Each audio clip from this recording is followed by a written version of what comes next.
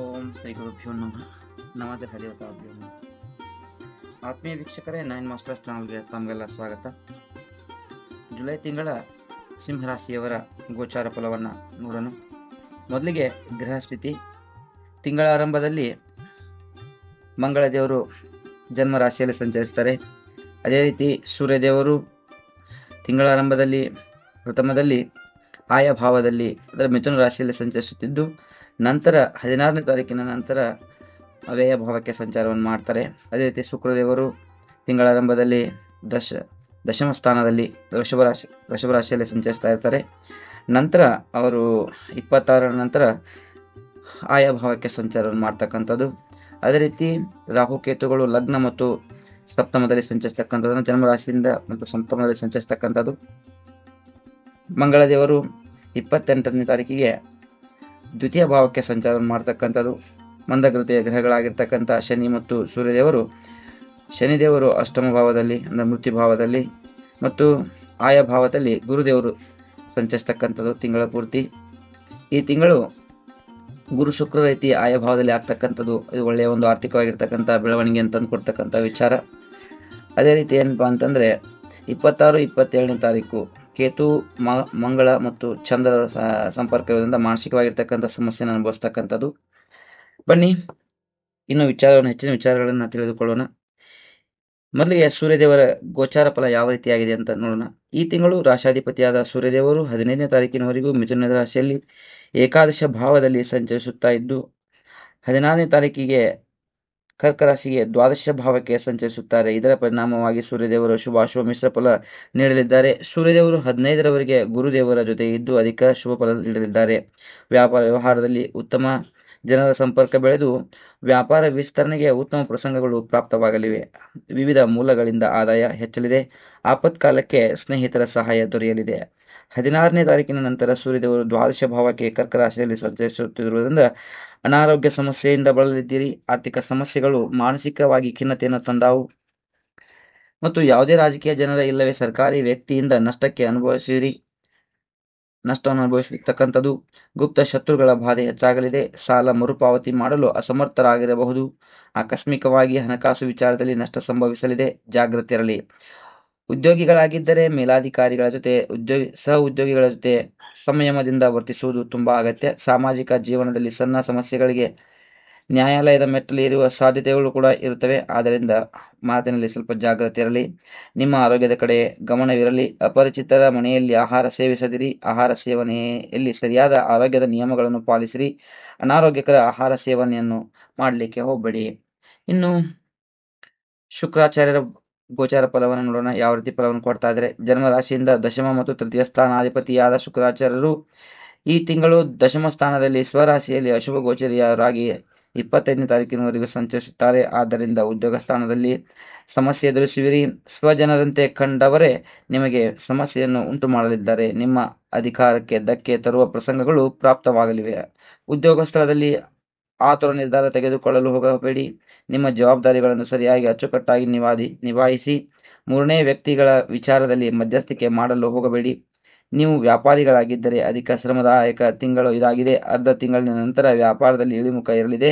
26ರ ನಂತರ ಆರ್ಥಿಕವಾಗಿ ಶುಕ್ರಾಚಾರ್ಯರು ಶುಭ ಫಲವನ್ನು ನೀಡಲಿದ್ದಾರೆ. ಆದಾಯದ ಮೂಲಗಳು ಹೆಚ್ಚಾಗಲಿವೆ.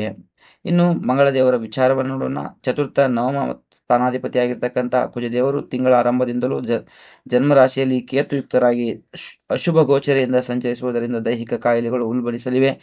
ದೇಹದಲ್ಲಿ ಉಷ್ಣ ವಿಕಾರದಿಂದ ಮೂಳೆವ್ಯಾಧಿ, ಮೌತ್ ಅಲ್ಸರ್, ಕಣ್ಣಿನಗಳ ಉರಿತ ಉಂಟಾಗಲಿದೆ.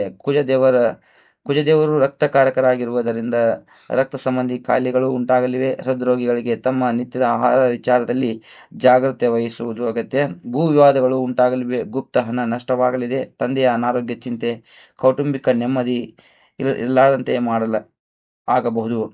ಯಾವುದೇ ವಿಚಾರದ ಮಾತುಕತೆಯಲ್ಲಿ ದುಡುಕಿನ ನಿರ್ಧಾರ ತೆಗೆದುಕೊಳ್ಳಬೇಡಿ.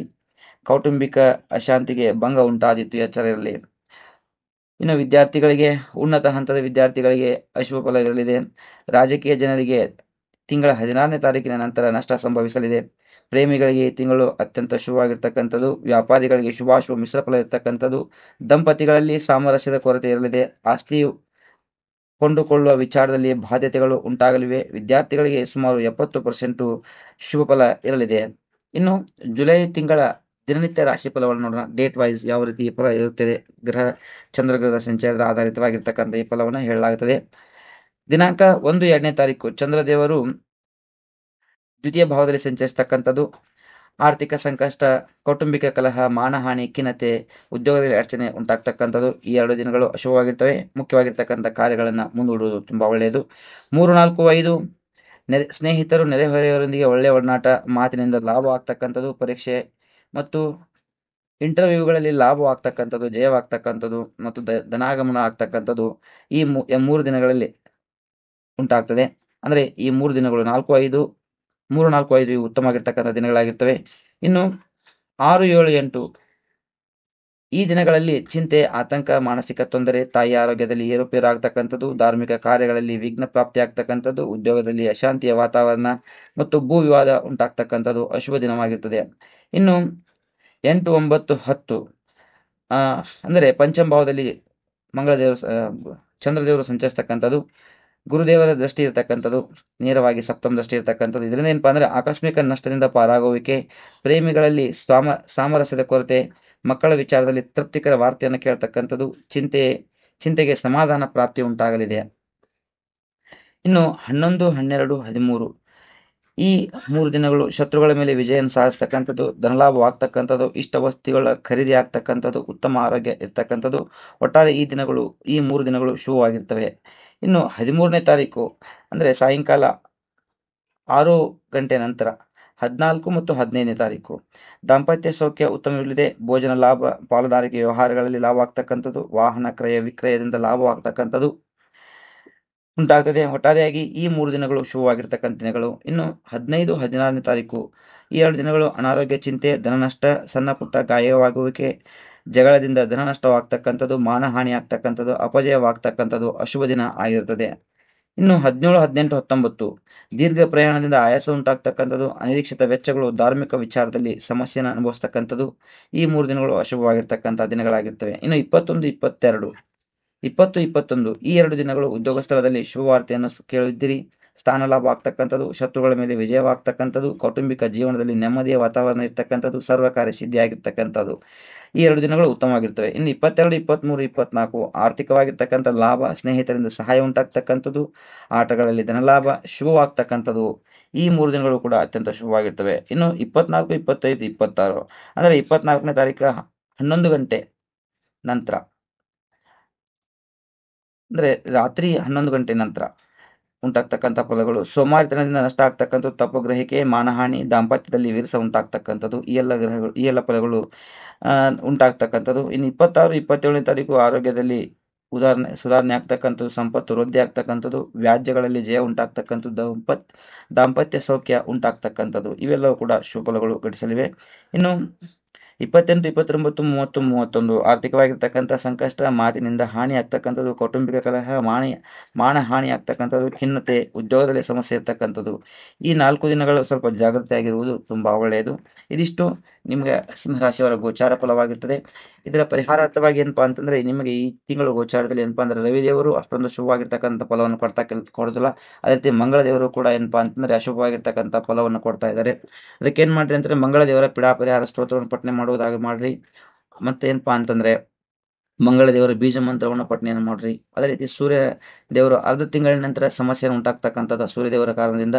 ಅದಕ್ಕೆ ಏನ್ ಮಾಡ್ರಿ ಅಂದ್ರೆ ಬೆಸ್ಟ್ ಅಂದ್ರೆ ಸೂರ್ಯ ದೇವರ ಬೀಜ ಮಂತ್ರವನ್ನು ಪಠನೆ ಮಾಡ್ತಕ್ಕಂಥದ್ದು, ಇಲ್ಲ ಆದಿತ್ಯ ಹೃದಯ ಸ್ತೋತ್ರವನ್ನು ಸೂರ್ಯೋದಯಕ್ಕೆ ಪಠಿಸ್ತಕ್ಕಂಥದ್ದು, ಗಾಯತ್ರಿ ಮಂತ್ರವನ್ನು ಜಪ ಮಾಡ್ತಕ್ಕಂಥದ್ದು ಇವೆಲ್ಲವೂ ಕೂಡ ನಿಮಗೆ ಅತ್ಯಂತ ಶುಭವಾಗಿರ್ತಕ್ಕಂಥ ಪರಿಹಾರಗಳಾಗಿವೆ. ನಂತರ ಏನಪ್ಪಾ ಅಂತಂದ್ರೆ ಜನ್ಮ ರಾಶಿಯಲ್ಲೇ ರಾಹು ಕೇತುಗಳು ಸಂಪರ್ಕ ಇರುವುದರಿಂದ ಏನಪ್ಪಾ ಅಂದ್ರೆ ದೃಷ್ಟಿ ಇರೋದ್ರಿಂದ ಏನಪ್ಪಾ ಅಂತ ಸಮಸ್ಯೆಯನ್ನು ಅನುಭವಿಸ್ತಕ್ಕಂಥದ್ದು, ಗಣಪತಿ ಆರಾಧನೆಯನ್ನು ನಿರಂತರವಾಗಿ ಮಾಡ್ತಕ್ಕಂಥದ್ದು, ಮತ್ತೆ ನವಮ ಭಾವದಲ್ಲಿ ಏನಪ್ಪಾ ಶನಿದೇವರ ಸಂಚಾರ ವಕ್ರಿಯಾಗಿರ್ತಕ್ಕಂಥ ಶನಿದೇವರ ಸಂಚಾರ ಇರೋದ್ರಿಂದ ಏನಪ್ಪಾ ಅಂತಂದ್ರೆ ಸ್ವಲ್ಪ ಏನಪ್ಪಾ ಅಂದ್ರೆ ಮೃತ್ಯುಂಜಯ ಮಹಾಮಂತ್ರವನ್ನು ದಿನನಿತ್ಯ ಪಠನೆ ಮಾಡ್ತಾ ಹೋಗಿ. ಇನ್ನು ವ್ಯಯಭಾವದಲ್ಲಿ ಬುಧದೇವರು ಈ ತಿಂಗಳು ಮತ್ತು ಅಸ್ತ ಮತ್ತು ವಕ್ರಿ 2 ಆಗಿದ್ದಾರೆ. ಹೀಗಾಗಿ ಅಷ್ಟೊಂದು ಫಲಗಳು ಉತ್ತಮವಾಗಿ ಘಟಿಸಲಾರವು. ಇದಿಷ್ಟು ಸಿಂಹರಾಶಿಯವರ ಜುಲೈ ತಿಂಗಳ ಗೋಚಾರ ಫಲವಾಗಿರ್ತದೆ. ಎಲ್ಲರಿಗೂ ಒಳ್ಳೆಯದಾಗಲಿ. ಸರ್ವೇ ಜನ ಸುಖಿನೋ ಭವಂತು.